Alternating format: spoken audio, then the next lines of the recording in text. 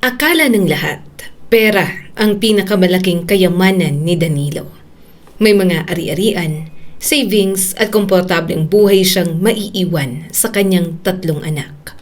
Ngunit nang magpanggap siyang nalulong sa kasino, naubos ang pera at nanganganib mawala ang lahat ng kanyang ari-arian. Unti-unting nagbago ang pakikitungo ng kanyang mga anak. Sino ang mananatili sa tabi niya kapag wala na siyang maibibigay? At sino ang lalayo dahil wala nang aasahang mana? Ako si Skylar at sabay-sabay nating pakinggan ang kanyang kwento. Huminto ang FPJ jeep sa tapat ng maliit na commercial property ni Danilo nang marahan niyang tapikin ang balikat ng kanyang driver. Dito na lang, Jun. Huwag mo nang ipasok. Baka may harang sa loob. Mahirapan na naman tayong makalabas. Sabi niya habang inaayos ang hawak niyang lumang sling bag. O sige, Mang Danilo. Iahatid ko sana kayo hanggang pinto Sagot ng driver. Di na kailangan. Ilang hakbang lang naman yun at kailangan ko rin maglakad-lakad para hindi tuluyang manigas ang mga tuhod ko. Natatawang sagot ni Danilo. Kayo talaga. Parang hindi retirado kung makapaglakad. Kami nga na mas bata sa inyo. Reklamo na agad sa likod. Napangiti si Danilo habang bumababa ng FPJ jeep. Kaya nga, hindi ako nagpapahinga ng todo, Jun. Kapag hinayaan mong puro pahinga ang katawan, pati utak mo, susuko. Tinapik niya ang bulsa ng pantalon upang tiyaking naroon ang maliit niyang notebook, ballpen at sobre ng mga resibo. Simple lamang ang damit niya. Kupas na polo shirt, maayos na pantalon at lumang sapatos na regalo pa ng kanyang anak noong Pasko. Hindi siya mapagkakamalang isang taong may ilang paupahang apartment, may mga lupain, maliit na commercial property, sariling bahay at sapat na savings para sa pagtanda. Hindi naman talaga siya mayaman. Sapat lamang ang kinikita niya upang mabuhay ng maayos. At para sa isang matandang katulad niya, okay na yon para ma-enjoy niya habang nabubuhay. Lumapit siya sa unang tindahan sa commercial property niya at agad na bumati ang tindera.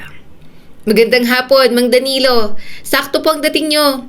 Ito na po ang upa namin. Kaya lang, pwede po bang isunod na lang yung kulang? Ipapadala ko na lang po sa anak ko bukas.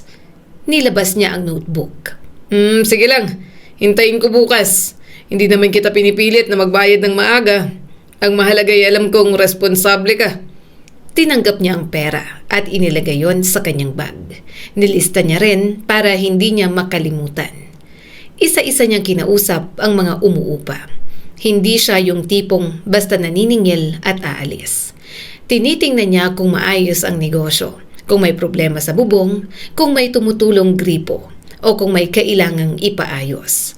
Sa loob ng maraming taon, natutunan niyang ang paupahan ay hindi lamang tungkol sa pera. May mga taong umaasa sa espasyong pinapaupahan niya para kumita. At kung kaya niyang tumulong nang hindi naman siya nalulugi, ginagawa niya. Pagkatapos sa commercial property, tumuloy siya sa 2 apartment building na ilang minuto lamang ang layo. Hawak niya ang susi sa gate habang naglalakad sa makitid na daanan nang mapansin niya ang isang lalaking nakatayo sa harap ng isang unit. Mukhang nasa edad 30 at may hawak na maliit na kahon at isang bag. Ikaw yung bagong lipat? Tanong ni Danilo. Napalingon ang lalaki. Opo, kayo po ba si Sir Danilo? Ako po si Baste. Ako po yung kumuha ng Unit 3B. Tumango si Danilo. Kala ko, babae ang pangalan mo sa kontrata. Girlfriend ko po ang unang nag-inquire. Pero ako po ang titira rito.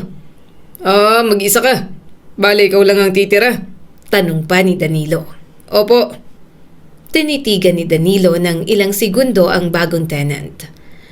Ano naman ang trabaho mo? Meron po. Night shift po ako sa isang plastic company. Ngumiti si Danilo. Oo siya.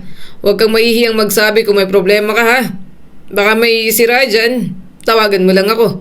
Ako nang bahalang mag-ayos. Habang pinagmamasdan si Baste, naalala niya ang kanyang mga anak. Bigla niya tuloy na miss ang mga ito. Minsan na lang kasi itong tumawag sa kanya. Iniisip niya kung wala lang ba talagang oras ang mga ito o sadyang walang dahilan para siya ay tawagan. Nang matapos ang pag-iikot niya, hindi muna umuwi si Danilo. Nagpahatid siya kay June sa kabilang bayan. May isa pa siyang pupuntahan. Bibisitahin niya ang matandang kaibigan na si Ernesto.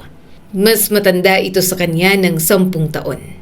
Ilang linggo na niyang hindi nakikita ang kaibigan, kaya nang marinig niyang may nangyari rito, hindi na siya nagdalawang isip. Pagdating niya sa lumang bahay, ilang beses siyang kumatok. Ernesto! Ernesto, ako ito! Parang Danilo mo! Makalipas ang ilang segundo, dahan-dahang bumukas ang pinto at halos hindi nakilala ni Danilo ang kaibigan. Payat na ito, maputla at higit sa lahat, tila naubusan na ng dahilan para ngumiti. Danilo, ikaw pala. Halika rito. Pasok ka. Tumabi na ito upang papasukin siya. Ano bang nangyari sa'yo, kumpare? Marami ako nabalitaan kaya pumunta ako rito. Nasaan ang mga anak mo? Hindi na makasagot si Ernesto. Halatang nahihiya. Pumasok siya at napansin ang lumang mesa.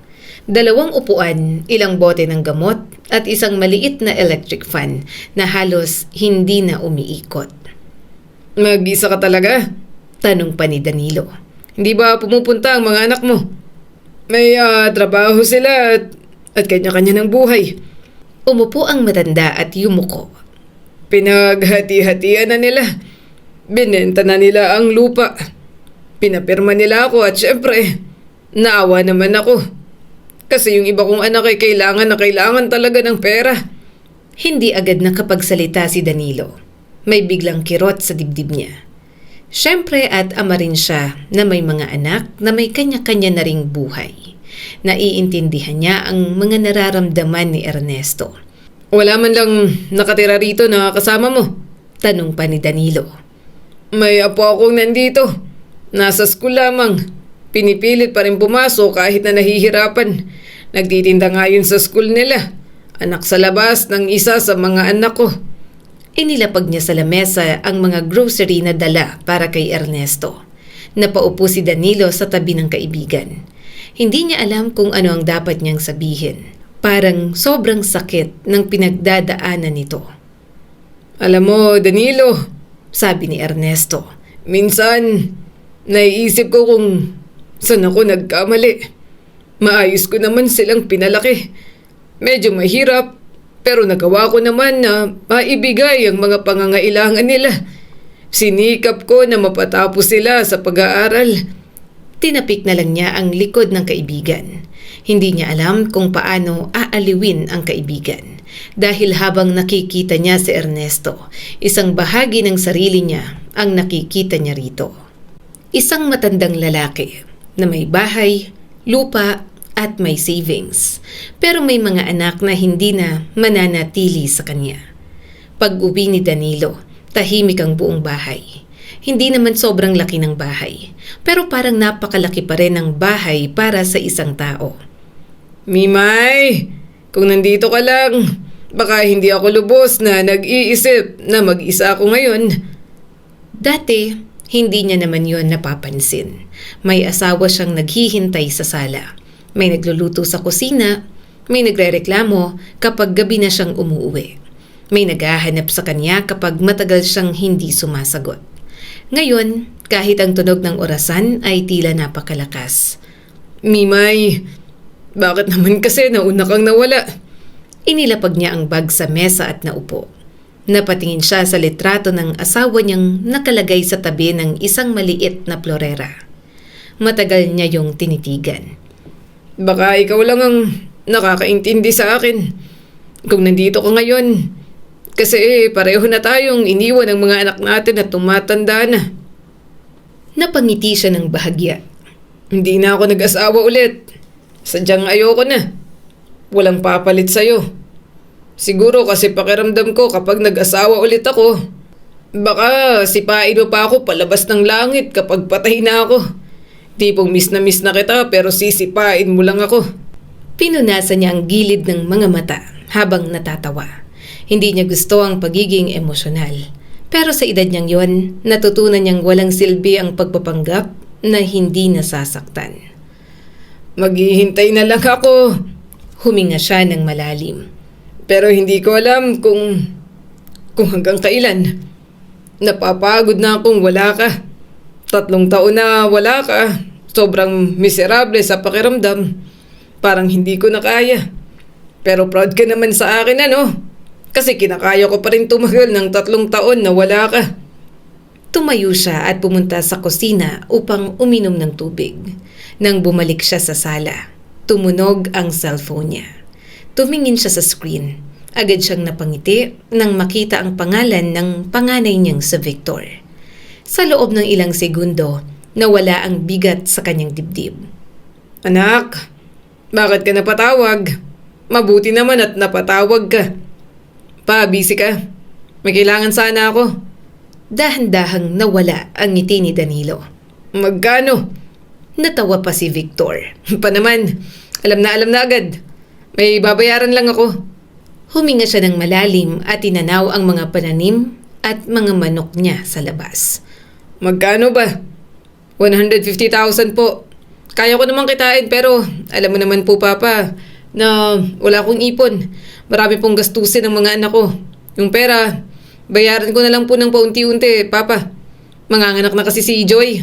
Medyo may complications kami dito sa pangatlo kaya sa mas magandang ospital ko ini-admit. Tumango-tango na lang siya. May pera naman siya. Maraming ipon si Danilo dahil wala naman siyang pinagkakagastusan. Hindi rin siya nauospital. Kapag may mga emergency na ganoon, talagang magpapahiram siya sa kanyang mga anak. Kaya lang, kapag si Victor ang nanghiram ng pera, alam niyang hindi na maibabalik. Kilala niya na ang kanyang panganay na anak. Ganoon naman ito palagi. May maganda mang trabaho dahil masyadong mataas ang cost of living na sinanay nito sa pamilya. Hirap pa rin na makaipon. Bukas ko ipapadala. Sambit ni Danilo. Salamat pa. Salamat talaga. Napanguso si Danilo at gumawa ng kape. Kailan ka ba uuwi? Umuwi naman kayo minsan. Isama mo ang asawa at mga apo ko. Hindi ko pa alam pa. Marami akong ginagawa. Saka manganganak muna si Joy. Siguro sa December. Sa birthday ninyo. Pupunta po kami. Medyo sumama ang loob ni Danilo. Pero hindi niya nalang pinahalata. Okay. Sige po Papa. Mauna na ako. May meeting pa ako. Nang maputol ang tawag, nanatiling nakatitig si Danilo sa cellphone. Ilang segundo pa bago niya ibinaba yun. Maya-maya, tumunog muli at si Bianca naman ang tumawag. At halos pareho rin ang usapan. May kailangan at problema sa pera ang anak niya. Wala man lang tanong kung kumusta siya, kumain na ba siya, o may kasama ba siya sa bahay.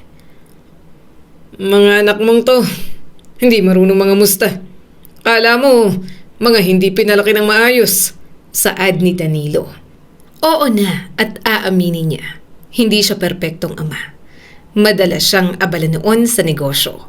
Mas abala siyang maging provider sa pangangailangan ng mga ito kaysa maging provider bilang mapagmahal na ama. Kapag umuuwi siya noon dahil sa pagod, minsan ay napag-iinitan niya ng ulo ang 3 anak. Istrikto rin siyang klase ng ama. Yun kasi ang paraan niya para hindi mapariwara ang mga ito. Mas mabuting may takot kaysa wala at sagot-sagutin lamang sila ni Mimay. Pero nang tumanda na naman ang mga ito, hinayaan niya na sa mga buhay. Hinayaan niyang gawin ang gustong gawin. Yun nga lang, kasabay ng pagpapakawala ni Danilo. Para bang unti-unti na rin siyang kinakalimutan. Dumating ang buwan ng Disyembre. Maaga pa lamang ay gising na si Danilo. Nililista niya na ang mga kailangan at mga putahing lulutuin para hindi niya makalimutan. Hindi naman siya nahihirapan dahil tinutulungan siya ni June. May mga tao rin na handang tumulong. Sa kanilang barangay, nakasanayan na ang pagtutulungan. Kapag may namatayan, kasalan, birthday o malaking handaan, may nag-aambag ng oras at lakas para tumulong. At ngayong malapit na ang kanyang kaarawan, naisip ni Danilo na bakit hindi niya pakainin ang buong barangay.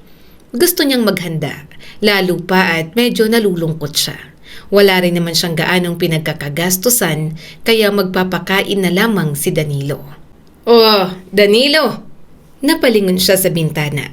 Nakita niya si Aling Cora, ang kapitbahay niyang halos kaedad niya na may dalang basket. Anong kailangan mo, Cora? Gusto mo bang magpasuman? Pwede kaming gumawa. Napangiti si Danilo. Oo nga pala, no? Sige, at magsuman kayo para may pamigay na rin. Paborito rin yun ng mga anak ko at mga apo. Siguradong mag-uuwi ang mga yon. Naging abala na ang lahat sa paghahanda. Hindi siya gaanong nagpagod. Sigurado kasing mas abala siya bukas. Wala namang reklamo ang mga tumutulong sa handaan. Lalo na at nagpapakain rin naman siya. Kinahapunan, dumating si Victor. Narinig ni Danilo ang tunog ng sasakyan sa labas at agad siyang lumabas. Victor! Bumaba ang panganay niyang anak mula sa sasakyan. Pa! Niyakap niya agad ang kanyang panganay. Hindi man yun matagal, sapat na para kay Danilo upang umiti. Si Victor ang panganay sa 3. Matagumpay sa trabaho, maayos ang pamilya, at maingat sa pera. Yun nga lang, talagang maluho pagdating sa pag-spoil sa sarili nitong pamilya. Pasok na kayo. Kumain na ba kayo? May pagkain na sa loob. Nagpasadya akong magluto ng seafood para madali at kung ayaw nyo sa karne. Katatapos lang nilang gumawa ng buko pandan at fruit salad. Kwento niya pa sa kanyang anak. Napatingin si Joy sa kanya. Papa, parang ang dami niyo pong handa ngayon. Natawa naman si Danilo. Oo. Birthday ko kasi. Saka naisip ko na maghanda talaga para maraming makakain. Minsan ko lang naman gawin. Alam ko rin na pupunta kayo rito kaya kumpleto. Mas maganda kung may selebrasyong ganito. Lumapit ang isa niyang apo. Lolo, may regalo po ako. Bigay ko po bukas. Naramdaman ni Danilo ang bahagyang saya sa dibdib. Kala ko nakalimutan nyo na. Salamat apo. Hihintayin ko ang regalo mo bukas. Sumunod na dumating si Bianca. Mas maingay ang pagdating nito dahil sa sasakyang sinakyan kasama ang boyfriend nito na si Adrian. Pagbaba pa lang, napansin na ni Danilo ang mamahaling bag ng anak. Papa! Maarteng sambit ni Bianca. Ano ba namang gayak yan? Parang magmumodel. Maputik dito. Okay lang yan pa. Alam mo namang maarte ako. Yumakap ito sa kanya. Happy birthday in advance!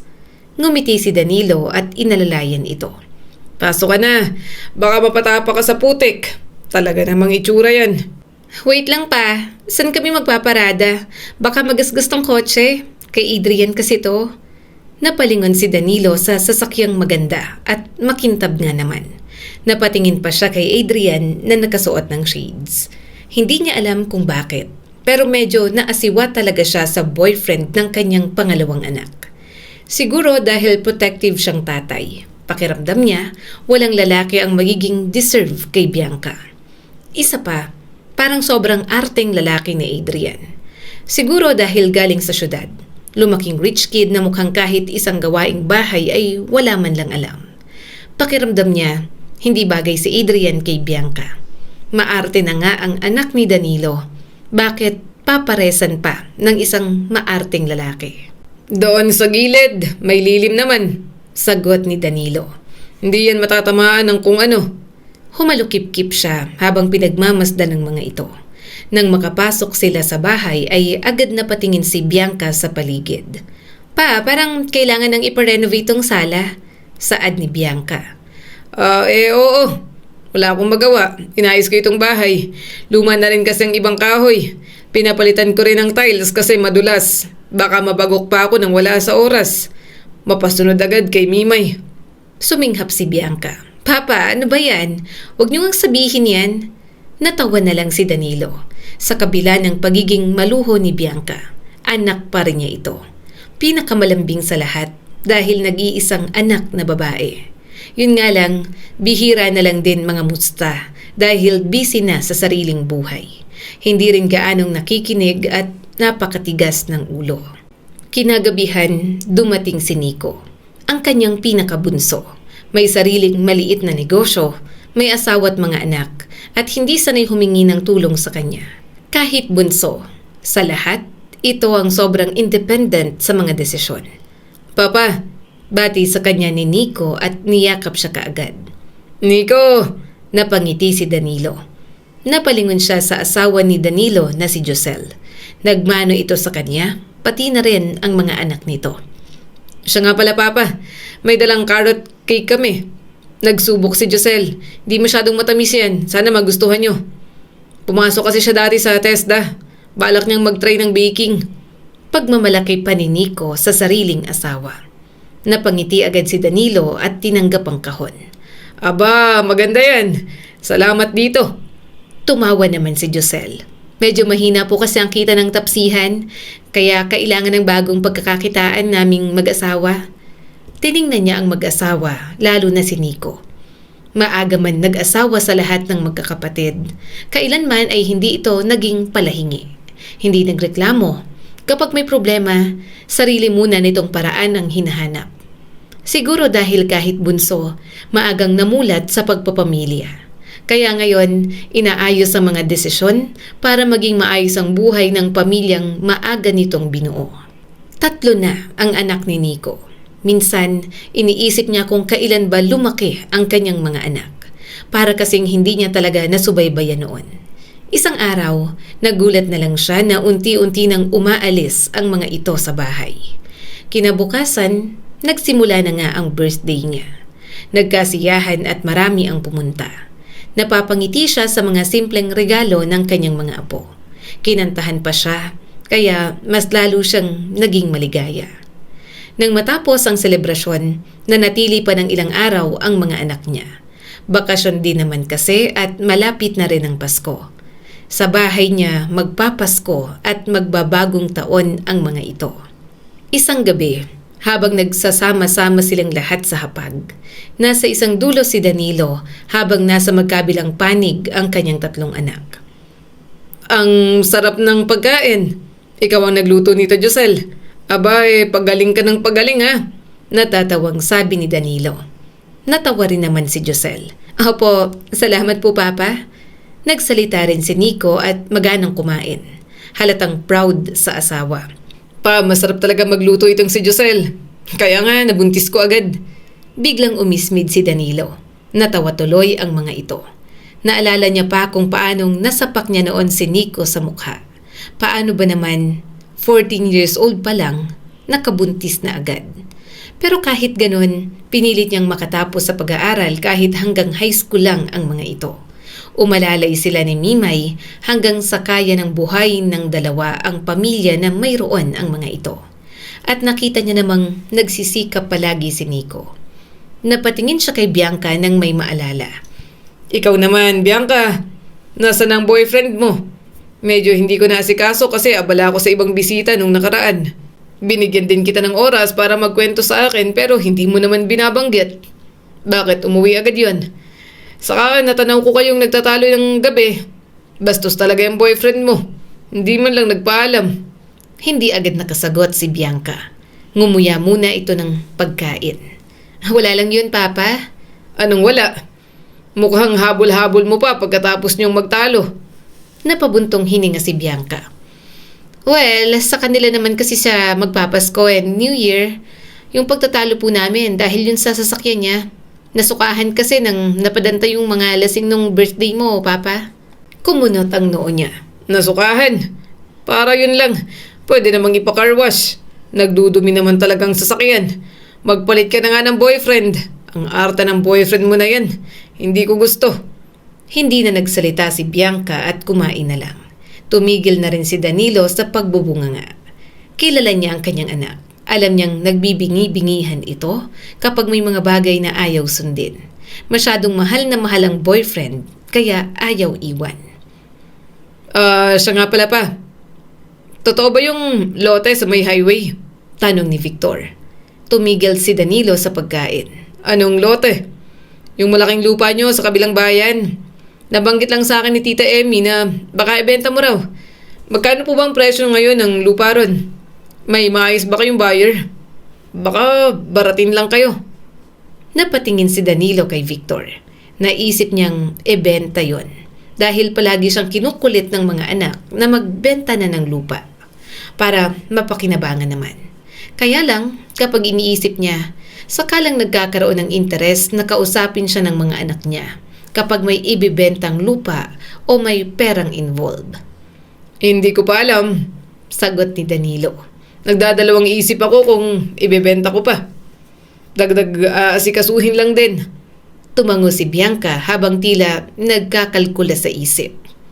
Pa, kung ibebenta mo yon, dapat pag-isipan mo mabuti. Malaking halaga niyan. Saka bibigyan mo naman po kami sa pinagbentahan, di ba?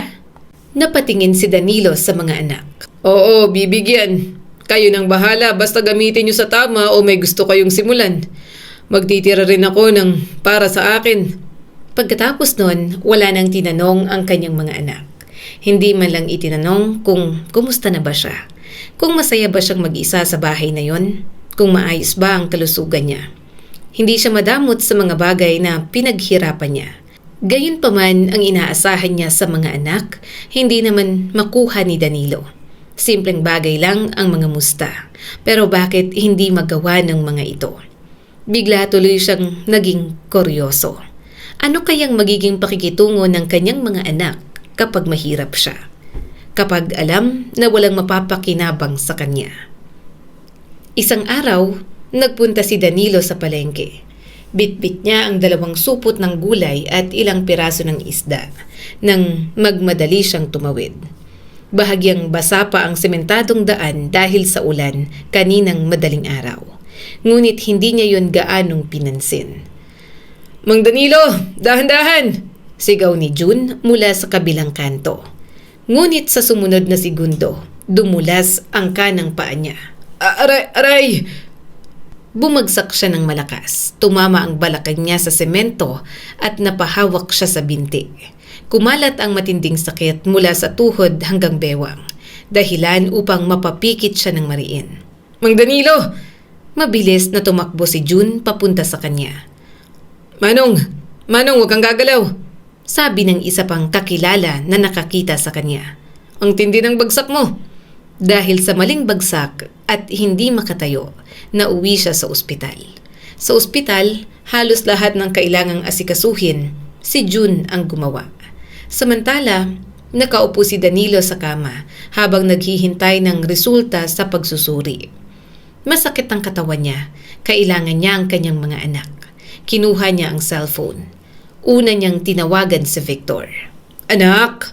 Pa, ano yun? Nasa trabaho ako. Nasa ospital ako. Imporma ni Danilo. Nahimigan niyang pagkagulat sa boses nito. Bakit? Dumulas ako kanina sa may palengke. Matindi ang pagbagsak ko. Hindi ko maigalaw kanina ang katawan ko kaya sinugod na ako sa ospital ni June. Napabuntong hininga ang kanyang anak. Malala ba? Hindi ko pa alam at ini-examine pa ako. Pa, may meeting kasi ako ngayon. Then, next days, mas magiging abala ako. Hindi ako pwedeng umalis ngayon. Subukan kong papuntahin ang asawa ko dyan para matingnan kayo. Saad pa ni Victor. Basta pa, huwag ka mag-alala. Tatawag ako mamaya. Natapos ang tawag, napatingin si Danilo sa cellphone. Hindi niya alam kung dapat ba siyang masaktan. Alam niyang may trabaho ang anak at may responsibilidad itong pamilya. Ngunit sa loob-loob niya, umaasa siyang nang marinig nito ang kanyang kalagayan ay pupunta ito ng walang pagdadalawang isip. Pero kung manugang ang pupunta rito okay na rin siguro. Ngunit hindi yun nangyari. Lumipas ang maghapon, walang Joy na pumunta. Hindi na rin tumawag si Victor sa kanya. Kaya si Bianca naman ang kanyang tinawagan. Nakakahiya kay June na ito ang nag-aasikaso sa kanya. Ano ka ba naman, Mang Danilo? Ayos lang, wala naman akong ginagawa. Nakangiting sabi ni June habang inaasikaso ang pagkain niya. Napabuntong hininga siya at hinintay na sumagot si Bianca. Nang sumagot, agad niyang narinig ang boses nito. Pa, ano yon? Nasa ospital ako. Nadulas ako, anak. Ha? Bakit?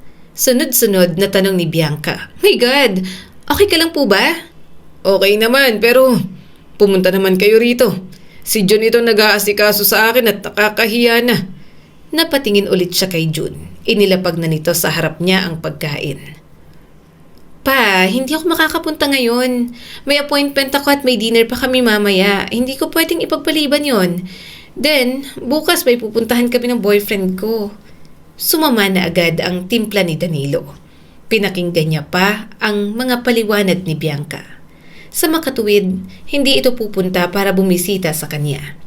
Hindi naman din kasi sobrang lala ng kalagayan niya. Pagkababa niya ng tawag, matagal niyang tinitigan ng screen.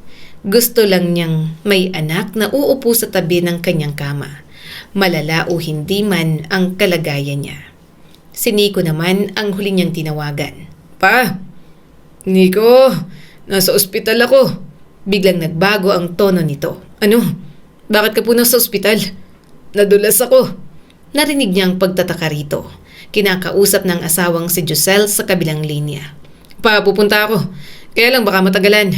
I-update niyo po ako sa kalagayan niyo. Kumusta ba raw? Napatingin si Danilo sa kisame at bahagyang sumaya ang puso. Okay naman ang pakiramdam ko. May kaunting masakit lang, kaya baka hindi naman malala. Hinihintay ko pa ang result, pero mukhang magpapa-ika-ika ako nitong maglakad. Nasaan ka ba at bakit matatagalan? Nasa Boracay po kasi kami, Papa. Kasama ko ang asawa ko at mga anak. Kararating lang po namin kahapon. Mga 2 linggo pa po kami rito. Napangiti siya ng bahagya. Naalala niya kung gaano katagal nag-ipon ng anak niya at ng asawa nito para sa bakasyon. Kinikwento kasi yon ng kanyang mga apo na pangarap ng mga itong makapunta sa Boracay. Sinabi niya na pwede niyang pondohan ang mga ito, pero ayaw ni Nico dahil mas gustong mag-ipon para roon. Nandyan po ba sina ate at kuya? Alam po ba nilang nangyari? Napabuntong hininga siya. Alam nila. Pero may kanya-kanyang ginagawa. Hindi raw makakapunta. Uuwi ako agad pa. Pupuntahan kita. Walang pagdadalawang isip na sabi ni Nico. Huwag na, Nico. Huwag kang uuwi. Nandyan pala kayo. Iiwan mo ang mag-iina mo dyan. Matagal niyong pinaghirapan ng bakasyong yan. Hindi kita pagbabawalan na mag-enjoy kasama ang pamilya mo dahil lamang sa pagkadulas ko. Pero baka kailangan mo ako, Papa. Nag-aalala ako, sino bang kasama mo dyan? Tanong pa ni Nico. May mga doktor naman dito at nandito naman si June. Yung asawa ng kuya mo sabi ni Victor pupuntahan niya raw ako. Kaso hanggang ngayon, wala pa. Pa. Dinaan na lang yon sa tawa ni Danilo. Okay lang ako rito. Malulungkot ang mga apo ko kapag umalis ka agad dyan. Hindi agad sumagot si Nico. Maya-maya'y huminga ito ng malalim. Sige pero tawagan mo ako kapag may kailangan ka, Papa. Sige. Kakausapin ka raw po ni Giselle, pati ng mga bata. Sambit ni Nico bago ibigay ang cellphone sa pamilya nito. Kinamusta siya ng kanyang daughter-in-law. Sinabi nitong magpahinga siya at palaging mag-update sa nangyayari. Ang mga apo niya, pinatawa at sinabi pang ipagpe-pray siya. Tinanong pa si Danilo kung ano ang gusto niyang pasalubong. Mahal niya ang lahat ng apo niya, pero hindi maikakaila ni Danilo na mas paborito niya ang mga apo kay Nico. Mababait kasi ang mga batang yon at kahit anong ihaing pagkain, kakainin ng mga ito. Hindi katulad ng mga anak ni Victor na puro tablet ang inaatupag. Medyo matigas ang ulo at hindi pa nakikinig. Sa 3 anak, si Nico lamang ang nagsabing uuwi para sa kanya. At marahil yon ang dahilan kung bakit mas pinili niyang sabihing huwag na. Hindi niya gustong sirain ang pinaghirapan nitong bakasyon kasama ang pamilya. Ngunit kahit naiintindihan niya yon, hindi niya mapigilan ang sama ng loob. Paglabas niya ng ospital, ilang araw siyang hirap maglakad. Pinagamit na siya ng tungkod. Hindi naman malubha ang kanyang pinsala, ngunit kailangan niyang magpahinga. At muli, si June ang madalas niyang kasama. June, nakakahiya na. Araw-araw ka nang naabala. Pinapatawag lang naman kita kapag ipagmamaneho mo ako. Mas may oras ka pa para sa akin kaysa sa mga anak ko. Bakas ang awa sa mga mata ni June. Gusto niyong nandito sila, Mang Danilo? Sana, pero may kanya-kanya na silang mga buhay. Hindi ko naman pwedeng pilitin na dito na lang sila. Hindi ko naman hinihinging nandito sila palagi.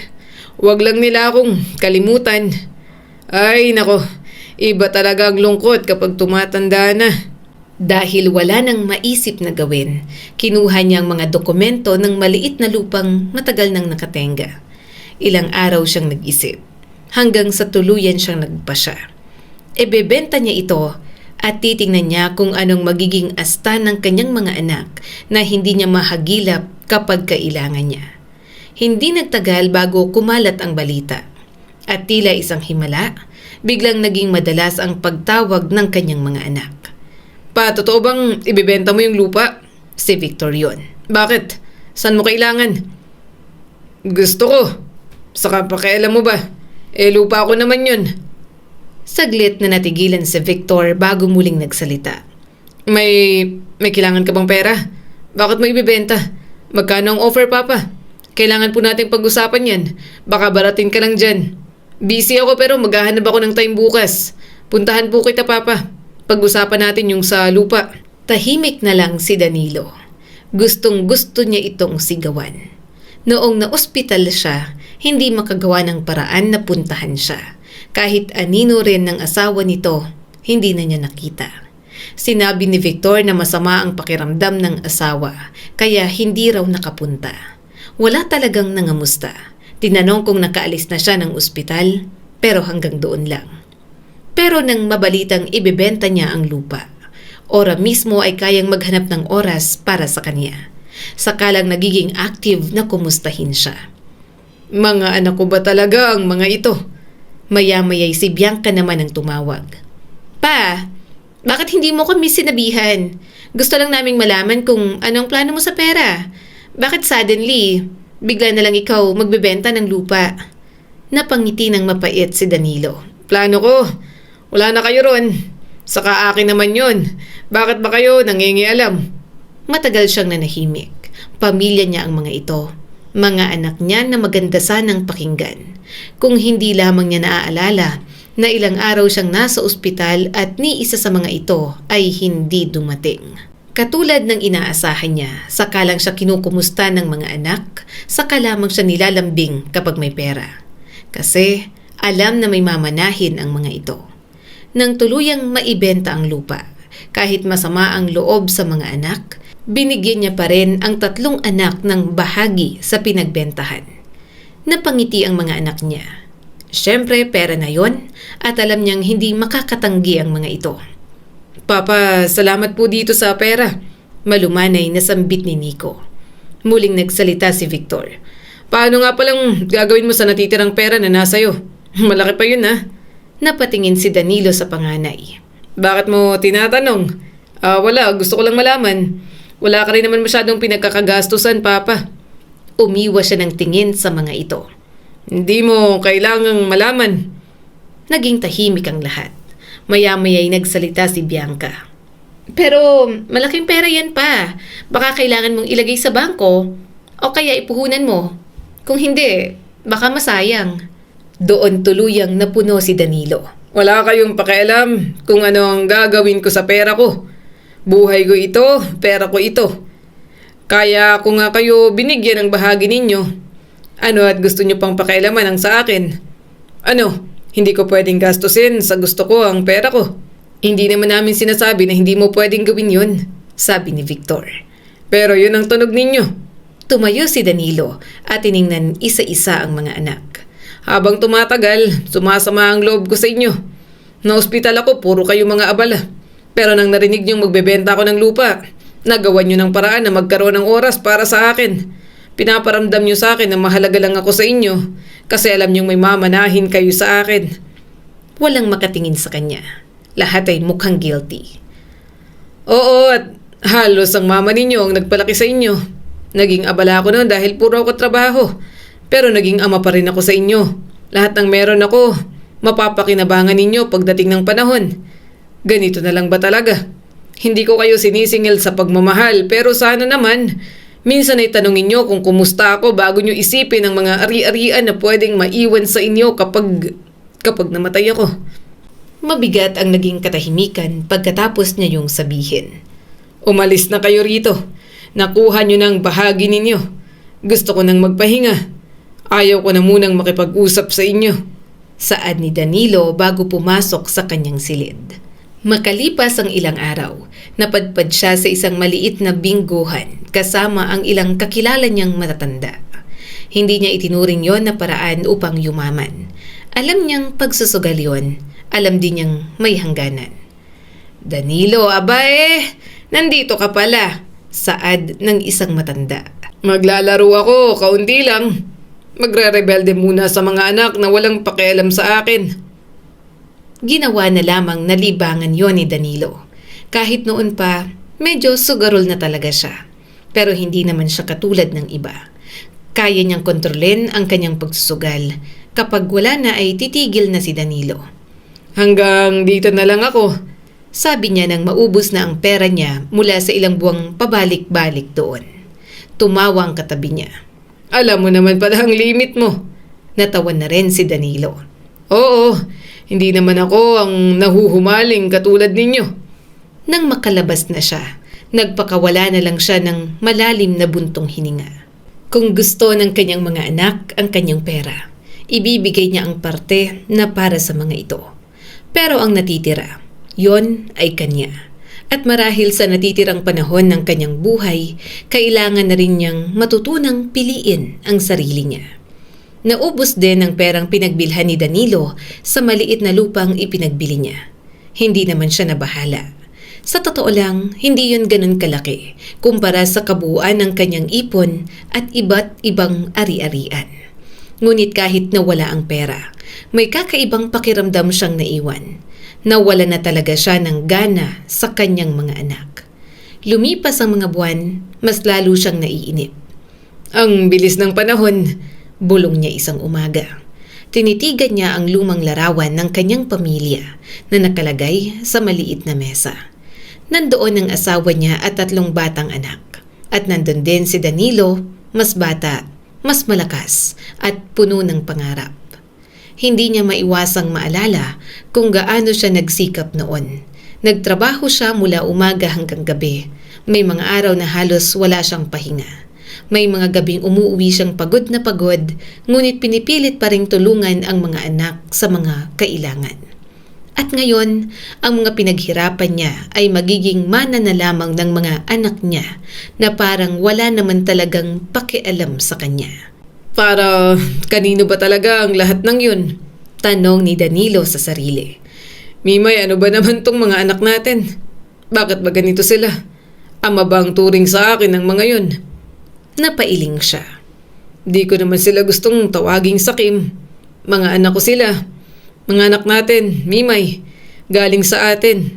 Pero kapag naaalala ko ang mga tanong nila tungkol sa mga ari-arian ko, hindi ko maiwasang mainis. Parang mas mahalaga pa ang mga bagay na maiiwan ko kaysa sa mga araw na natitira sa akin.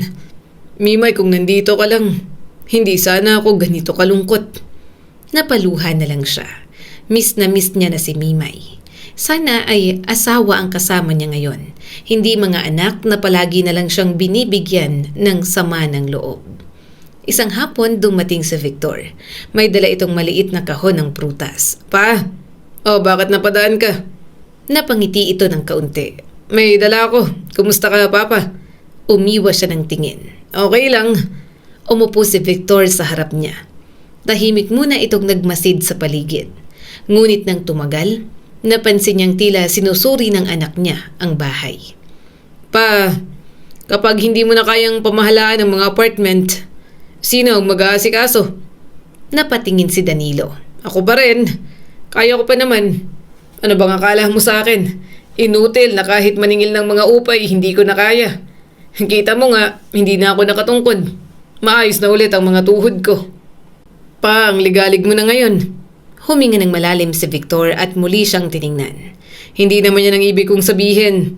Kapag tumanda ka pa, alam mo naman ang ibig kong sabihin. Baka gusto mo pong ako ang mamahala. Sa akin mo na lang ipamana ang mga yon, Papa.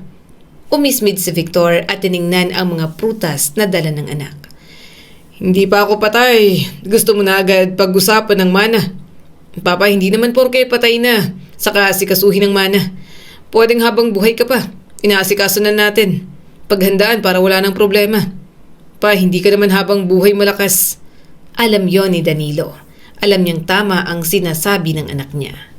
Ngunit sa pagkakataong yon, hindi niya maramdaman na pag-aalala ang naririnig niya. Alam mo, mabuti pa yung umalis ka na lang dito kung yan lang ang pag-uusapan natin. Huwag kang mag-alala at may mga mana kayo. Huwag kang atat. Ang gusto mo, buhay pa ako. Paghahatian nyo na. Wala nang nasabi si Victor. Totoo naman ang sinasabi niya. Ayaw niyang matulad kay Ernesto. Hindi siya magiging katulad ng mga ito. Nakakalimutan na lang kapag wala ng pakinabang. Makalipas lamang ang ilang araw, si Bianca naman ang dumalaw. Nakaayos ito mula ulo hanggang paa. Itsura na sanay na siyang makita magmula ng Magmaynila ang pangalawa niyang anak. Pagpasok pa lamang, napansin na ni Danilo ang bagong bag nito. Ingat na ingat din at ayaw madumihan. Ang ganda ng bag mo ah. Pansin ni Danilo. Napangiti agad ito. Bagong bili kasi. Branded to. Kailangan ko po kasing makipagsabayan sa pamilya ni Adrian. Medyo high maintenance po kasi ang mga yon. Well, kaya naman because of my work. But anyway, may itatanong ako. May lupa po ba kayo na gustong ibenta? Bakit mo na itanong?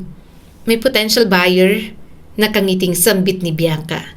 Magandang kausap yun, Papa. Pwedeng mataasan ng offer. Kumunot ang noo ni Danilo. Bakit naman ako magbebenta? Aanhin ko ang pera. Well, sa aming magkakapatid din naman po mapupunta ang mga yon. Mas maganda na mapaghatian na kasi syempre may needs din naman kami sa pera. Sandaling natahimik si Danilo. Tinitigan niya ang anak na mukhang hindi naman naghihirap. Bakit parang nagmamadali kayo? Tanong ni Danilo. Nakapagtapos naman kayo ng pag-aaral, may mga trabaho. Para kang Kuya Victor mo. Puro na lang sa lupa at mga ari-arian ko ang tinatanong. Hindi naman kayo naghihirap bakit gusto nyo na agad kunin ang para sa inyo? Hindi kami nagmamadali. Well, para rin naman sa amin, kaya nung pinagkaiba kung ngayon naasikasuhin. Hindi naman masamang pag-usapan ng future, Papa. Napatingin siya sa anak. Ang future ko ba ay future ninyo? Future ninyo lang ang iniisip ninyo. Natigilan si Bianca. Pa, gusto lang namin na maging maayos ang lahat para hindi na asikasuhin pa sa hinaharap. Tumango si Danilo. Ganon din ang gusto ko. Pero akin namang mga ari-arian yon, kaya huwag ninyong galawin. Hanggat buhay ako, mananatiling akin ang lahat ng pinaghirapan ko. Walang nagawa si Bianca kundi umalis din. Hindi siya nito napilit na magbenta na naman ng lupa. Pero sa lahat ng anak, si Nico lamang ang hindi nagtatanong. Isang linggo, dumating ito kasama ang asawa at mga anak. At kahit paano, tila nabuhay muli ang bahay ni Danilo. Lolo, may pagkain ka po dyan? Tanong ng kanyang apo. Napatawa siya. Pagpasok mo pa lang, pagkain agad. Gutom na po kami. Iginiya niya ang mga apo papuntang kusina. Habang naghahanda ng pagkain para sa mga ito, matyagang naghihintay ang dalawa. Ginataang kalabasa lang ang ulam pero maganang kinain ng mga ito yon. Lolo, bakit wala kang asawa? Napatigil si Danilo. Bakit mo naman naisip yan? Nasa langit na ang lola Mimay ninyo. Para may magluluto sa'yo, Lolo. Si Mamang nagluluto po sa amin. Napailing si Nico. Hoy, kayo magsitahimik kayo ah. Baka maisipan ni Papa na mag-asawa ulit. Napahalakhak si Danilo. Hindi na. Kay Mimay lang at baka kapag namatay ako, sipain pa ako nun kapag nagkita kami sa kabilang buhay. Nanatili sa maghapon ang mag-anak. Bago umalis, sobrang daming bilin ng mag-asawa sa kanya. Pa, huwag ka masyadong magpagod. Magpahinga ka na lang. Kaya ka nadudulas kung san-san ka napupunta. Saad ni Nico sa kanya. Ngumiti si Giselle at nagmano na sa kanya. Mauna na po kami, Papa. Maaga pa bukas ang mga bata sa school. Dalaw na lang po kami sa susunod na linggo. Napangiti na siya ng kaunti. Ilang beses niyang nasabi ang hinanakit niya sa mga anak. Mukhang kay Nico lamang tumalab. Dahil simula nang malaman nito ang mga tampo niya, linggo-linggo na itong bumibisita sa bahay niya, kasama ang pamilya.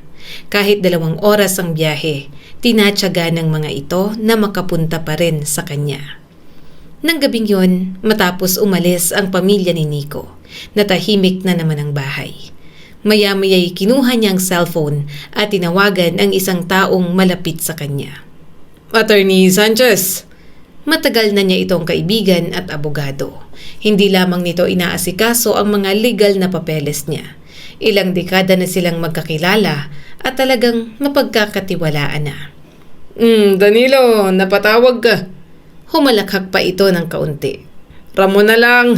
Ang formal mo naman sa Attorney Sanchez. Ano at napatawag ka? May ibebenta ka na naman na lupa. Pupunta ako dyan sa bahay mo. Gusto kong may pag-usapan tayo. Makalipas ang ilang oras, nakaupo na si Danilo sa opisina ni Attorney Sanchez sa bahay nito. Matagal niyang pinagmasdan ng kaibigan. Hanggang huli ay pinag-iisipan pa ang kanyang gagawin. Ramon, Panimula ni Danilo. may gusto kong gawin pero sana'y matulungan mo ko. Ibinaba ng abogado ang hawak nitong ballpen. Kung legal at hindi makakapinsala sa iba, sige lang. Ano ba yun? Napayuko si Danilo. Gusto kong iparamdam sa mga anak ko na nauubos na ang lahat ng meron ako. Sandaling nanahimik si Ramon. Bakit naman? Huminga siya ng malalim. Gusto kong isipin nila na nalugi ako, na naubos ang savings ko, na nawalan ako ng pera, na pati bahay ko ay nakasangla sa'yo. Isipin na lang nilang naubos ko lahat sa sugal. Bahagyang napakunot na si Ramon. Sa akin, oo, kailangan nilang maniwala na wala na akong maipapamana. Pakiramdam ko kasi wala akong halaga sa kanila kung wala silang mapapakinabang sa akin. Gusto ko silang subukin para alam ko kung kanino ko dapat ipamana ang aking mga ari-arian. Nakikita ko naman na si Nico, pero gusto ko pa rin bigyan ng chance na Victor at Bianca kung ano ang magiging asta nila sa akin kapag walang-wala na ako. Alam niyang kakaiba ang hinihingi niya. Magsisinungaling siya sa sarili niyang mga anak. Danilo, sigurado ka ba? Tanong ni Ramon. Hindi siya agad sumagot. Sa loob-loob niya, ilang beses na niyang tinanong ang sarili ng tanong na yon. Sigurado ba talaga siya? Hindi ko alam. Pag-amin niya. Pero gusto ko pa rin gawin. Tumayo si Ramon at lumapit sa bintana. Hindi ako komportable sa ideya na magsinungaling ka sa mga anak mo. Hindi rin ako. Napangiti ng mapait si Danilo. Pero pagod na akong mag-isip kung mahal nila ako o mahal nila ang maiiwan ko. Kung si Nico lang talaga ang nakikita ko may pakialam sa akin, sa kanya ko nalang iiwan ang lahat. Gusto kong makita kung ano ang gagawin nila kapag wala ng dahilan para maging interesado sila sa akin. Napalingon ulit sa kanya si Ramon. Kung gagawin mo yan, hindi ba parang pag-aawayin mo lang ang magkakapatid? Naisip niya na rin yon, pero kilala niya ang mga anak. Bakit kapag nawala ako, sa tingin mo ba hindi sila mag-aaway-away? Hindi nakasagot si Ramon. Alam niyang hindi na bago rito ang ganun. Na may mga magkakamag-anak na nag-aaway dahil lamang sa mana at mga ari-arian. Sa pinapakita ng mga anak niya, paano siya nakakasigurado na hindi katulad ng iba ang mga ito? Makalipas ang ilang buwan, tinawagan niya ang 3 anak. Handa na ang mga kailangan niya sa pagpapanggap na nawala na ang lahat sa kanya. May kailangan akong sabihin, kaya ko kayo pinatawag. Sambit ni Danilo. May problema ako sa pera. May mga naging desisyon akong mali. Kumunot ang noo ni Victor. Ano bang nangyari? Naubos ang malaking bahagi ng savings ko. Nalulung ako sa sugal. Narinig niya ang mabigat na paghinga ni Victor sa kabilang linya. Pa, magkano ang nawala? Malaki. Naibenta ko na rin ang iba-ibang ari-arian ko. Isinangla ko ang iba. Nalulung ako sa sugal at nahirapan ako, natalo lahat. Hindi ko na namalayang naubos na. Umawang ang bibig ni Bianca. Papa, anong sinasabi mo? Seryoso niyang tiningnan ng mga ito. Sina Victor at Bianca, hindi makapaniwala sa nagawa niya. Sa kabilang banda, si Nico lamang ang walang agad na tanong tungkol sa pera. Pa, okay ka lang ba? Bakit naman po kayo nalulung sa sugal? Malumanay na tanong ni Nico. Napaiwas ng tingin si Danilo. Nalulungkot. Muling nagsalita si Bianca. Pero hindi po yung excuse para ubusin mong pera mo. At isang lang mga ari-arian mo. Ang dami-dami pwedeng paglibangan, Papa. Bakit pagsusugal pa? Talagang inubos mo pa. Eto na nga bang sinasabi ko eh. Ate Bianca, tama na yan. Awat ni Nico. Naiinis siyang tumingin sa pangalawang anak. Huwag mo akong masigawan ng ganyan. Pera ko naman at pag-aari ang lahat ng yun. Kaya gagawin ko kung ano ang gusto ko. Sinapo ni Victor ang noo at halatang problemado. Bakit ba ganito pa? Paano nalulung ka sa sugal na yan? Nagsimula naman ako sa maliit na halaga. Masaya nung una kaso hindi ako makontento. Hanggang sa sinubukan ko ng magkasino. Kasino? Ulit ni Victor. Tumango si Danilo. Patuloy na pinaninindigan ang kanyang mga kasinungalingan. Akala ko'y kaya kong kontrolin. Nang una'y maliit lang. Natalo ako kaya sinubukan kong bumawi. Nang matalo ulit ako'y nagdagdag ako. Hanggang sa lumaki ng lumaki ang talo. Hindi siya tumingin sa mga anak. Alam niyang bawat salitang sinasabi niya ay kasinungalingan lang naman. Paano mo nagawa yon? Tanong ni Bianca. Hindi ko maintindihan, Papa. Buong buhay mo naging maingat ka sa pera. Tapos ngayon, isinugal mo na lang? Walang sagot si Danilo roon. May utang na rin ako. Sinangla ko na itong bahay para mabayaran yun. At pinapaalis na ako rito. Napayuko ang bunso niyang anak na si Nico. Samantala, si Victor ay tila hindi mapakali. Pa, alam mo ba kung anong ginawa mo? Hindi mo alam. Hindi lang perang isinugal mo. Pati seguridad mo, bahay mo at mga pinaghirapan mo. Ano pang may iwan sa amin, Papa? Wala na. Si Bianca ang sumunod na nagsalita. Pa, hindi ko alam kung anong sasabihin ko. Hindi ko alam kung paano ka nakapagdesisyon ng ganon. Alam naming maingat ka at akala namin hindi mo gagawin ng ganitong bagay. Tapos ngayon sasabihin mong nagsugal ka, nalulungkat, sinangla mo pati itong bahay dahil hindi mo mapigilan ang sarili mo. Papa, ikaw nagsabi na para sa amin yun pero inubos mo lang sa walang kwentang gawain. Masakit pakinggan, ngunit tiniis ni Danilo. Sakalang nagkaroon ng reaksyon ang mga ito dahil wala nang makukuha sa kanya. Pasensya na. Wala nang kwenta ang tatay ninyo. Papa, wag mo kaming dramahan ng ganyan. Gayong kasalanan mo naman lahat ng to. Saad ni Victor sa kanya. Doon halos mabasag ang dibdib ni Danilo. Yun na ang eksaktong reaksyon na matagal niyang hinihintay. Sa isang sulok ay tahimik lamang si Nico. Hindi ito sumigaw o nagtaas ng boses katulad ng mga kapatid nito. Ngunit nakikita ni Danilo ang disappointment sa mukha. Tumayo si Nico at bahagyang lumapit sa kanya. Tama na yan ate, kuya. Alam kong hindi tama ang ginawa mo, Papa. Hindi ko kayang sabihin na okay lang dahil hindi naman. Pero wag nating sigawan. Nalulungkot nga lang daw siya kaya ganito. Napairap si Bianca. Nalulungkot kaya ano? Inubos ang mga ari-arian. Ano na lang may iwan sa atin? May pinaglalaanan na ako sa mamanahin ko. Mabilis na kumirot ang dibdib ni Danilo.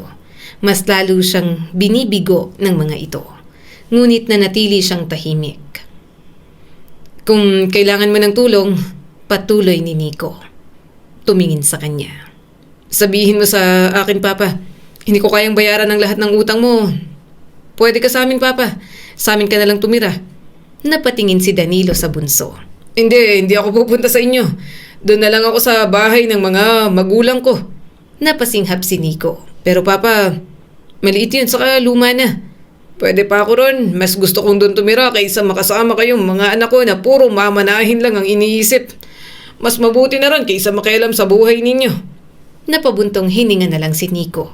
Papa, napailing si Victor. Nico, hayaan mo na yung si Papa sa gusto niya. Sinangla niya pati ang bahay. Hindi nagpaawat. Pati sa bahay na komportable siya, nagawa pang gamitin sa sugal. Hayaan mo siyang magtiis sa gusto niya. Total, siya naman ang may kasalanan sa lahat ng to. Dahil paulit-ulit na lang ang usapan, nauna nang umalis sina Victor at Bianca. Naiwan naman si Nico na sinasamahan na muna siya. Pa, kailan ka lilipat? Bukas, sagot niya rito. Tipid itong umiti. Tulungan na po kita. Bukas na ako uuwi. Kaya naman ni Josel ang negosyo namin. Napangiti si Danilo ng bahagya. Talaga? Tutulungan mo ko? Oo po, gusto ko sana sa amin ka na lang para makasama mo rin ang mga bata. Kaso ayaw nyo naman po kaya sige. At kung saan ninyo gusto. Nagkatinginan silang mag-ama. Mabuti na lang, may isa pa siyang anak na handang tumulong kahit wala ng pera. Kinabukasan, lumipat si Danilo sa maliit na bahay na dating pag-aari ng kanyang mga magulang. Luma na talaga yon, maliit ang kusina at may isang silid. Ang daming damo sa labas kaya tinulungan pa siya ni Nico na magtabas at maglinis bago umuwi. Mabilis na nagbago ang buhay ni Danilo matapos niyang iwan ang dati niyang bahay. Nakikita na nga siya ng mga anak niya bilang isang matandang lalaki na tila unti-unting nauubusan ng pera. Kapag nasa paligid ang mga ito, nagpapanggap siyang talagang naghihirap na. Pa, bakit parang puro sardinas ang pagkain mo? Napangiti si Danilo. Masarap naman. Huwag nyo namang araw-arawin. Umupo si Nico sa tabi niya. Pasabihin mo lang kung kapus ka. Hindi naman kita pababayaan. Tumawa naman si Danilo. May natitira pa naman akong pera. Minsan gusto niyang sabihin ang buong katotohanan. Gusto niyang sabihin na hindi naman siya kapos. Okay, pero bibili ako ng groceries para may stock ka rito. Bibigyan din kita ng pera, Papa. Nakangiting sambit ni Nico. Kahit nalaman ni Nico na wala na siyang pera, hindi pa rin ito nagbago. Linggo-linggo pa rin pumupunta ang mga ito sa kanila. Minsan ay kasama nito ang asawang si Josel at ang kanyang mga apo. Pa, may dala kaming pintura, tira sa shop? Saad ng kanyang manugang na si Josel. Ilagay natin sa dingding para mukhang bago ulit. Parang ermitahan yun ang nakatira rito eh. Ngumiti si Danilo at pinagmasdan ang mag-asawa na pinturahan ang bahay niya. Ang mga apo ni Danilo ay abala sa pagliligpit ng maliliit na bagay. Lolo, may surprise kami! Lumapit ang dalawang bata. May hawak na papel ang mga ito. Binuksan ni Danilo ang unang sulat at may malalaking titik na nakalagay. Mahal ka namin, Lolo. Natawa si Danilo. Pangit ng sulat. Saka sino tong nasa drawing? Ako, ang pangit. Hindi ko kamukha yan. Lolo! Reklamo ng kanyang apo. Mas lalo siyang tumawa. Joke lang. Ngumiti siya habang pinipigilan ng luha. Sa simpleng papel na yon ay parang isang kayamanang hindi niya mabibili. Salamat, itatago ko ito. Palagi niyong pinapasaya ang lolo. Saad ni Danilo at niyakap ang mga paborito niyang apo. Habang nagliligpit, lumapit si Josel sa kanya na katatapos lang magluto. Pa, kung ayaw mong mag-isa rito, pwede ka namang sumama sa amin. Sa amin ka na lang po. Palagi nag-aalala si Nico na nalulungkot ka. May kwarto kami para sa ron. Okay ako rito. Ayokong maging istorbo. Gusto ko munang mapag-isa. Hindi na siya pinilit ni Josel. Sa mga sumunod na linggo, naging mas regular ang tulong ni Nico sa kanya. Araw-araw na itong tumatawag para siya'y kumustahin. Samantala walang balita mula kina Victor at Bianca. Hindi man lang tumatawag sa kanya. Naiintindihan niya na maaring nagtatampo ang mga ito. Baka galit, baka hindi matanggap ang ginawa niyang pagsusugal. Ngunit sa kabila ng lahat, hindi ba maaaring mga musta ang mga ito sa isang ama na mag-isa at nalulungkot? Hindi naman siya humihingi ng pera. Hindi naman niya pinapabayaran sa mga ito ang kunwaring utang niya. Hindi naman niya hinihingi ang tulong ng dalawa. Isang simpleng pangangamusta lang sana, sapat na sa kanya. Ngunit walang ganoon na dumating. Dumating ang Pasko, taon-taon sa bahay ni Danilo may handaan. Nagsasama-sama ang tatlo niyang anak.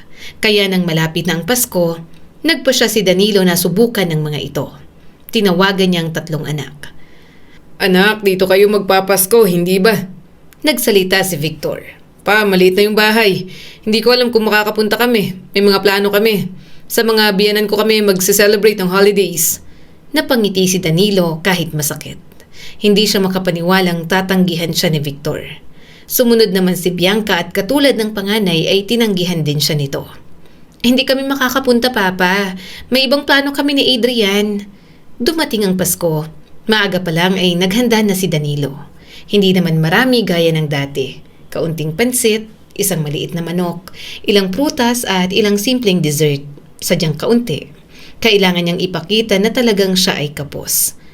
Lolo! Napangiti si Danilo nang marinig ang mga anak ni Nico at Josel.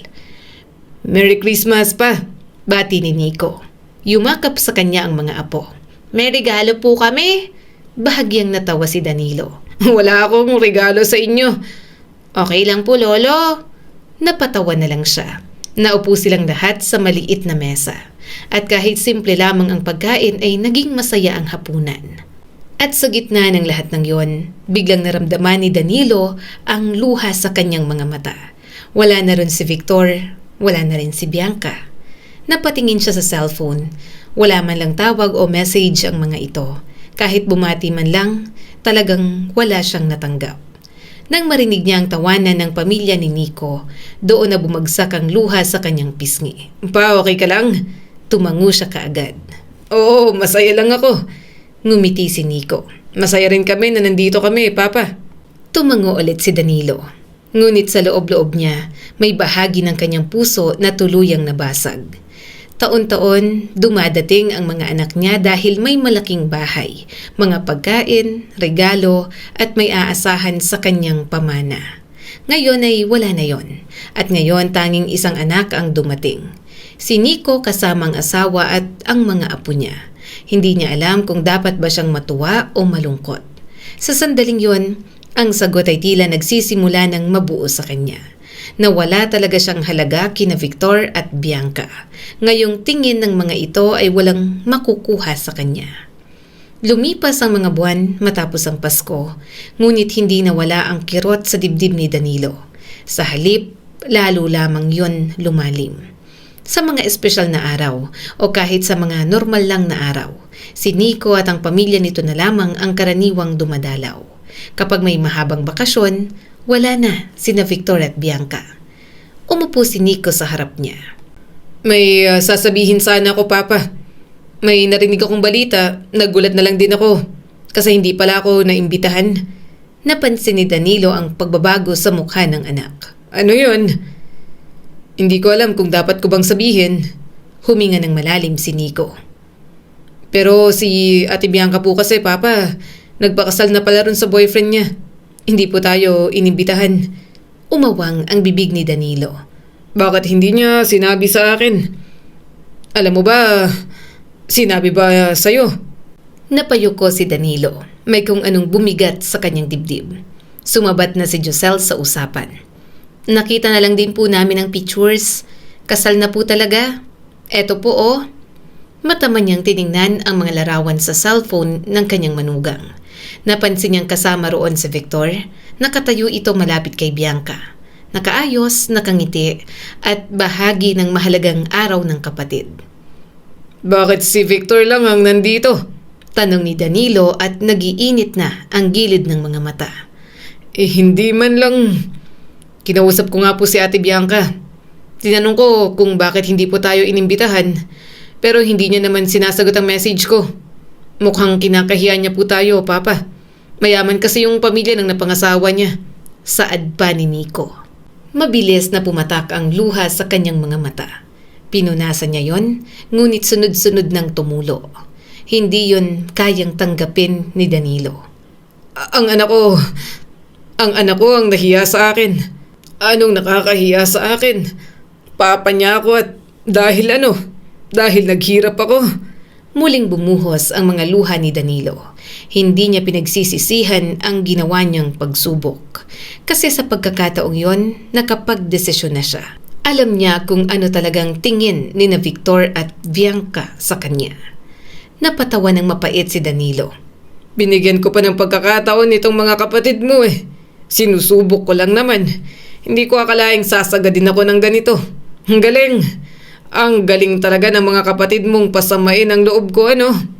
Papa, pasensya na po. Malungkot na sambit ni Nico. Maya-maya'y naramdaman niya ang paninikip ng dibdib. Huminga siya ng malalim, ngunit hindi nawawala. Nanginginig ang mga kamay ni Danilo.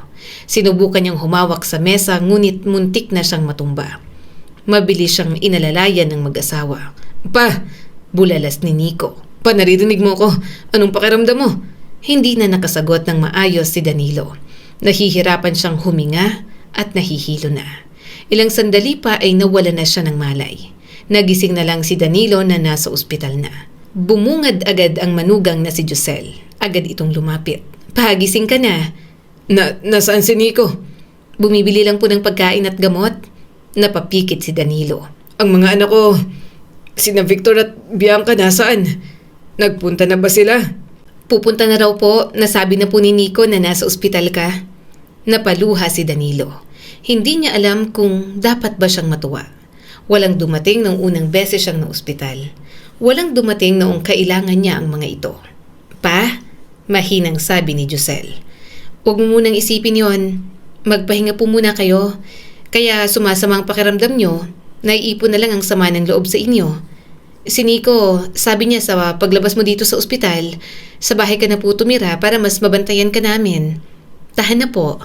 Pinunasan ni Danilo ang luha sa gilid ng kanyang mata. Hindi ko mapigilan, Josel. Masama ba akong ama? Hindi po, Papa. Mabuti kang ama mula nun hanggang ngayon. Kahit nagkamali po kami ni Nico noon, hindi po kayo nagsawang alalayan kaming dalawa. Muli siyang napaluha. Hindi niya alam kung ano ang mangyayari kapag dumating sina Victor at Bianca. Hindi niya alam kung yayakapin niya ang mga ito o magagalit na lang siya ulit. Ngunit mas tumibay ang pagtatampo niya. Nang makarating sina Victor at Bianca, halatang nag-aalangan ang mga ito. Tinatanong siya pero hindi na siya sumasagot. Sa halip, sina Nico at Josel lamang ang kanyang pinapansin. Papa, alam mo na. I'm sorry, saad ni Bianca. Alam kong walang magandang paliwanag doon pero nakakahiya kasi na nandun ka. Wala naman masyadong maipagmamalaki. Saka masama pang loob ko sa'yo kasi tinalo mo sa sugal ang mga dapat pamana mo sa amin. Sinaway ito ni Nico. Ate Bianca, ano ba? Kaya nga na ospital dahil sa sama ng loob. Dinadagdagan mo pa. Napabuntong hininga si Bianca. Okay, I'm sorry. Basta, yun ang dahilan ko. Mayaman yung pamilya ng napangasawa ko. Mahirap bumoses dun. Hindi na napigilang magsalita ni Danilo. Mahirap palang bumoses doon. Bakit ka nagpakasal? Hindi ba, baka pagsisihan mo lang yan. Hindi ka nakikinig sa akin. Sinabi ko nang hindi mabuti ang lalaking yun para sa'yo. Hindi naman nagpaawat si Bianca. Yan din, isa pa yan. Hindi ko na sinabi sa'yo kasi alam kong tutol ka kay Adrian. Hindi na siya nagsalita.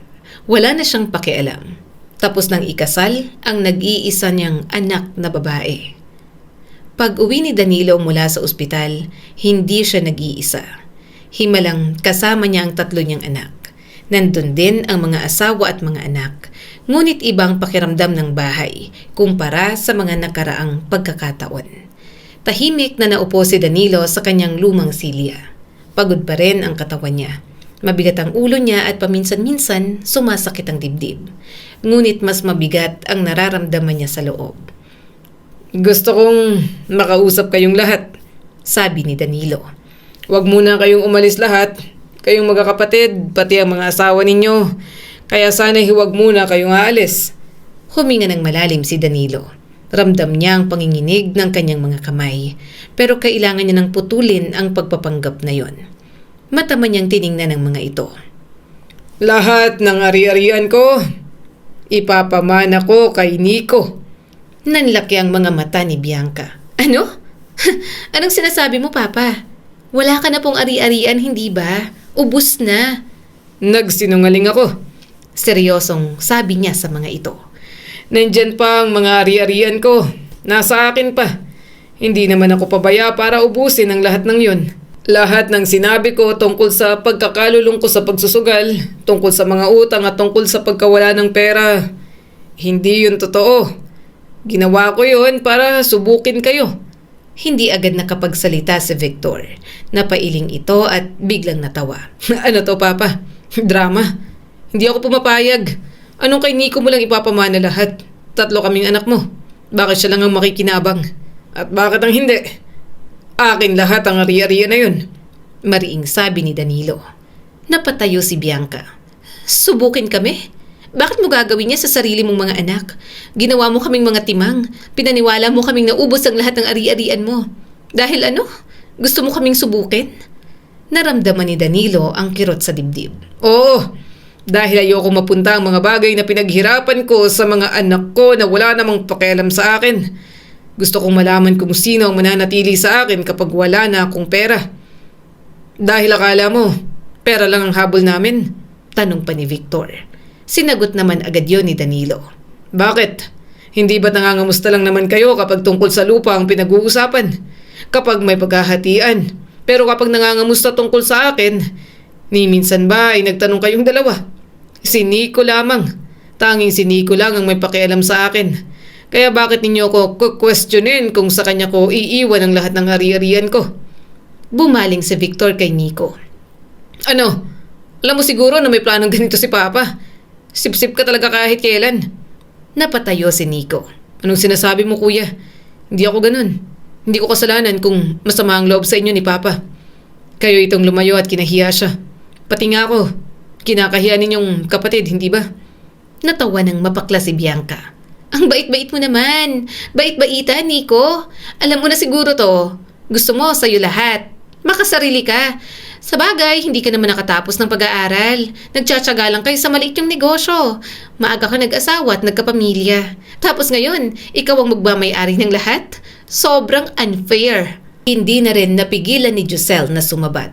Hoy, Ate Bianca, wala kang karapatang maliitin ang asawa ko. Hindi ka namin kailangan. Paulit-ulit mo na lang iniinsulto ang asawa ko. Wala naman kaming ginagawang masama sa inyo. Porke nakakaangat ka lang. Nagsigawan na sina Bianca at sina Giselle. Sinubukang hawakan at pigilan ni Nico ang asawa. Pero bigla na lang nanulak si Victor. Ang dalawa niyang anak na lalaki ang nag-aaway. Tumigil na kayo! Bulalas ni Danilo. Hindi kami pumunta rito para kunin ang pera ni Papa. Ilang buwan kaming tumutulong dahil matanda na siya at mag-isa.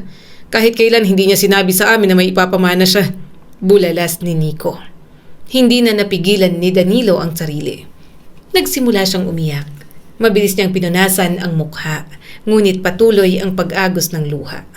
Kagagaling niya lang sa ospital, pero yon at nagkakagulo na ang mga anak niyang wala naman talagang pakialam sa kanya. Mabilis siyang pumunta sa kusina. Kumuha siya ng 3 kutsilyo. Pagbalik, inihagis ni Danilo ang mga yon sa lamesa. Sige, mag-aaway kayo! Kunin niyo yung mga kutsilyo at magsaksakan na kayo. Natigilan ang mga ito at napatingin sa kanya. Sunod-sunod na tumulo ang kanyang mga luha. Inaasahan niya naman na gulo ang mangyayari dahil sa kanyang mga ginawa. Subalit, gawin niya man o hindi ang pagpapanggap na yon, gulo pa rin naman ang mangyayari. Pinili niya na lang na hindi maging kawawa sa bandang huli. O kaya, patayin niyo na lang ako. Saksakin niyo na ako ngayon at pagkatapos ay kunin niyo ng ari-arian ko. Wala na akong pakialam. Sigaw ni Danilo habang umiiyak. Hindi makapagsalita ang mga ito. Nang pagmasdan niya, hindi na makatingin sa kanya at umiiyak na rin. Mas lalo siyang napahikbi. Hindi niya na talaga alam ang gagawin. Parang hindi niya nakilala ang mga batang pinalaki nila ni Mimay. Hindi ko gustong umabot tayo rito. Napahawak siya sa dibdib. Pero araw-araw akong mag-isa. Bawat okasyon naghihintay ako. Sa bawat tawag umaasa ako. Kapag may property akong ibebenta o tungkol sa mga mamanahin ninyo, saka kayo nagkakaroon ng oras. Hindi ko kayo itinuring na masamang anak. Paulit-ulit kong sinasabi sa sarili ko na may kanya-kanya kayong buhay. May pamilya kayo, trabaho, pangarap. Pero kahit anong paliwanag ko at pagkumbinsi sa sarili ko, masakit pa rin. Nanginginig na ang kanyang boses. Hindi ko kayo sinubukan para paglaruan kayo. Sinusubukan ko kayo dahil gusto kong malaman kung may natitira pa bang pamilya sa akin kapag wala na akong maibigay. Napayuko si Bianca. Mas lalong bumuhos ang mga luha nito at napatakip na lamang sa mukha. Si Victor naman ay nakatitig lang sa sahig, pero namumula na rin ang mukha sa labis na pag-iyak. Maging si Nico ay tahimik na umiiyak. Inihagis niya papapalapit sa mga ito ang mga kutsilyo. Kung ari-arian ko lang talaga ang gusto ninyo, kunin ninyo. Kung hinihintay nyo ay mamatay ako para mapaghatian nyo ang mga pinaghirapan ko. Hindi nyo kailangan mag-away ng ganito. Patayin nyo na lang ako. Naluluhang lumapit si Nico. Patama na yan. Pasensya na po. Pasensya na. Pagod na ako. Napahikbi si Danilo. Pagod na akong isipin kung anak ko bang nakikita ko. o mga tao na lumalapit sa akin kasi mapapakinabangan ninyo. Lumapit na rin sa kanya si Josel. Papa, pahinga na po kayo, please. Papa, sorry. Halos hindi makahingang sabi ni Bianca. Ngunit kahit naririnig yon ni Danilo, hindi agad gumaan ang dibdib niya. Masyado nang maraming nangyari. Masyado nang maraming salitang nasabi. Hindi ko alam kung kaya ko pa kayong kausapin ngayon. Sabi niya sa mga ito. Umalis muna kayo. Walang nagawa si na Victor at Bianca. Bago lumabas, tumingin si Victor sa kanya. Sorry. Nanatili lang siyang nakayuko. Nang tuluyang magsara ang pinto, nanatili siyang tahimik. Umupo si Nico sa tabi niya. Papa, hindi ko kailangan na ibigay niyo sa akin lahat ng ari-arian ninyo. Gusto ko pong maging patas sa mga kapatid ko. Papa, alam kong nalulungkot ka. Palagi namin nararamdaman ni Josel yun. Naluha na naman si Danilo. Bakit yung mga kapatid mo? Bakit hindi nila makita kung gaano ko kalungkot? Niyakap na lang siya ni Nico. Tahan na pa. Magiging maayos din ang lahat. Mahal ka naman ni na ate at kuya. Alam kong babalik sila. Lumipas ang ilang buwan. Sa unang mga linggo matapos ang malaking pagtatalo, hindi na muling nakita ni Danilo sina Victor at Bianca. Nung una masakit yon pero alam din naman niya na yun ang kailangan nila. Masyadong maraming nangyari at masasama ang loob nilang lahat. Isang hapon habang nagdidilig siya ng mga halaman ay dumating si Nico. Pa, kumusta? Mainit. Okay lang. Umupo si Nico sa lumang silya sa tabi ng halamanan. Siya nga po pala pa, nagtanong si na Kuya Victor at Ate Bianca tungkol sa'yo. Bahagyang huminto ang kamay ni Danilo. Talaga? Anong sabi nila? Kung kumakain ka raw ng maayos, kung okay ka na raw pagkatapos ng nangyari. Napayuko si Danilo. Hindi niya alam kung matutuwa siya o masasaktan. Bakit hindi sila pumunta kung gusto talaga nila akong kumustahin? Hindi pa siguro sila handa, Papa. Napangiti pa ang kanyang bunsong anak. Alam mo pa, masaya nga ako. Sinabi mong sa akin mapupunta ang lahat, ibig sabihin, pinagkakatiwalaan mo ako. Pero ayoko namang mangyari yon. Napakunot na o si Danilo. Ano? Hindi ko tatanggapin ang lahat ng ipapamana mo sa akin. Kung sa akin mo lang po ibibigay, Papa. Magkakapatid kami. Pero ikaw naman ang palaging nandyan kapag kailangan kita. Saad ni Danilo. Hindi na po mahalaga yon. Umiling si Nico. Gusto ko pong hati-hati kami. Kung may gusto kang ipamana, gawin mo po yun ng patas. Ayokong maging magkakaaway po kami magkakapatid, Papa. Oo na at may hinanakit pero ayoko pong umabot sa punto na kapag wala na kayo, halos hindi na kami magpapansinan dahil lamang din sa mga pamana na yan. Napangiti siya kay Nico. Napakabait talaga ng kanyang bunso. Kahit nakakainis ito sa mga padalos-dalos na desisyon noon, hindi niya maitatangging ito ang pinakakaya niyang lapitan sa lahat ng anak. Ganito, Papa, hindi namin gagalawin ang mga property mo habang buhay ka pa. Dagdag ni Nico. Sa'yo lahat, ikaw ang naghirap para dyan. Gusto ko lang makasama ka at mukhang sinate at kuya na himasmasa na sila sa mga ginagawa nila. Naramdaman ni Danilo ang pag-init ng kanyang mga mata. Yun lang din naman ang gusto niya. Gusto niyang makasama ang mga anak sa mga natitirang panahon na mayroon siya sa mundo. Makalipas ang ilang linggo, dumating ang kaarawan ng kanyang yumaong asawa na si Mimay. Taon-taon hindi niya nakakalimutan ang araw na yon, kaya nagpa siyang maghanda. Pa, marami yata ang pagkain, sabi ni Nico habang tinutulungan siyang mag-ayos. Birthday ng mama mo. Saka mamimigay ako ng pagkain sa kapitbahay. Kailangan may handa. Alam mo naman yon, dati pang mama ninyo kapag birthday gustong-gustong palaging namimigay ng blessings. Ngumiti si Nico. Siguradong matutuwa si mama. Napatingin si Danilo sa isang lumang larawan ni Mimay. Kung nasaan man siya, sana'y masaya siya. Miss na miss ko ng mama nyo. Ang tagal akong sunduin. Sinaway agad siya ni Nico. Hoy, Papa! Natawa na lang siya. Maghapon na maraming nakikain. Malugod niya namang tinanggap. Pagsapit ng hapon, dumating si Victor kasama ang pamilya nito. Kasunod naman si Bianca na mag-isa lang. Napatigil silang lahat. Ilang segundo silang nagkatinginan. Hanggang sa biglang lumapit si Victor. Pa! Hindi na nakapaghintay si Danilo. Yumakap ang anak sa kanya ng mahigpit. Kahit sobrang sama ng loob niya, hindi niya pa rin talaga matitiis ang mga anak. Sorry pa. Sorry. Garal-galang boses na sambit ni Victor. Pumikit siya ng mariin. Ayos lang. Huwag ka nang umiyak dyan. Nang kumawala si Victor, si Bianca naman ang yumakap sa kanya. Pa, I'm sorry. Bakit kayo umiiyak? Napatawa pa si Danilo. Kala ko ba pumunta kayo dito kasi magkakaayos na tayong lahat. Huwag ka nang umiyak. Kahit sobrang arte at matigas ang ulo ng prinsesa ko'y anak pa rin kita. Mga anak ko pa rin kayo. Humahagulgol si Bianca at mas lalong yumakap. Hindi ko dapat ginawa sa iyo yon. Sorry po, naging masama po kaming anak. Mga sakim at walang pakialam sa nararamdaman mo. Sorry po kung hindi kita inimbitahan sa kasal ko. Ayos lang. Pinunasan niya ang mga luha ni Bianca. Nasaan ang asawa mo? Umiling agad si Bianca. Hindi ko po sinama. Makikipaghiwalay na ako. Matapobre na nga at ang pamilya niya, ng babae pa.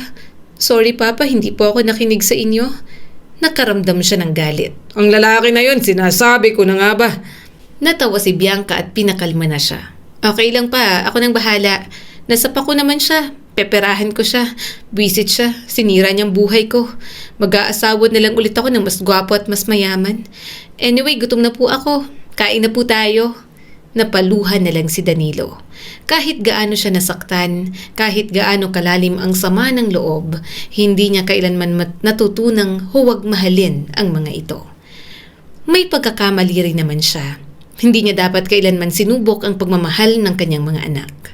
Gayunpaman, batid ni Danilo na mas tumibay sila ngayon mula sa pagkakataong maibalik ang pag-ibig na yon. Ang kwentong ito ay nagpapaalala sa atin na ang tunay na yaman ay nasa pamilyang marunong magmahal, umunawa at manatili sa hirap man o ginhawa. Huwag nating hintaying mawala ang isang mahal sa buhay bago natin ipakitang mahalaga siya sa atin, sapagkat ang pera ay nauubos at ang ari-arian ay lumilipas. Ngunit ang pagmamahal at pagpapatawad ay mananatiling kayamanang hindi kumukupas. Muli, ako si Skylar at sana ay may bago na naman kayong natutunan sa kwento natin ngayon.